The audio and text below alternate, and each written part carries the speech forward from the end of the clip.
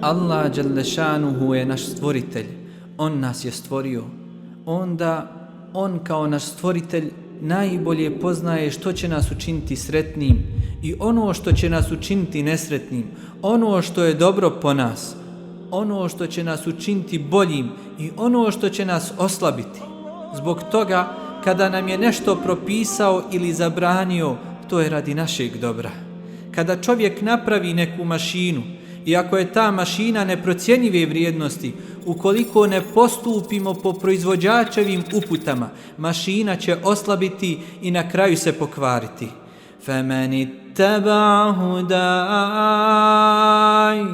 onaj koji bude slijedio moju uputu, فَلَا يَضِلُّ وَلَا يَشْقَى,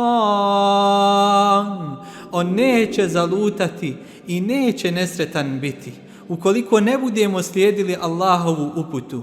وَمَنْ أَعْرَضَ عَنْ ذِكْرِي, a onaj koji okrene glavu od knjige moje, od spominjanja mog, od moje upute, فَإِنَّ لَهُ مَعِيشَةً ضَنْكًا, taj će teškim životom živjeti.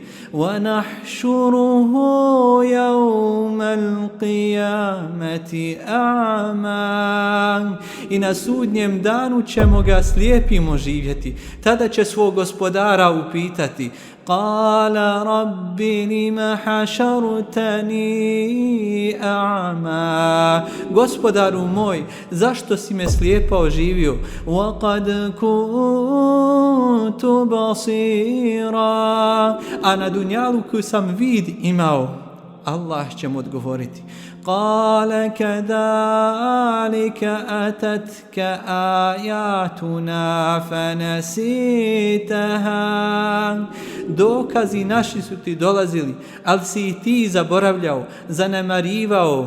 وَكَذَلِكَ الْيَوْمَ تُنْسَى, pa ćeš danas i ti isto tako biti zaboravljen.